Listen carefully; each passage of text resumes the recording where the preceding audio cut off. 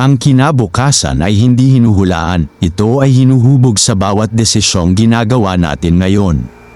Minsan, iniisip natin na ang bukas ay isang misteryo, pero ang totoo, ito ay resulta ng ating mga pagpili, hakbang, at pananaw sa kasalukuyan. Ang bawat sandaling sinasayang, ang bawat pagkakataong tinatalikuran, ay may epekto sa darating na araw.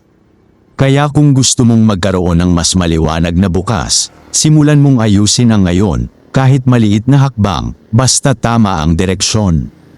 Hindi mo kailangang baguhin agad ang lahat, pero kailangan mong simulan ngayon.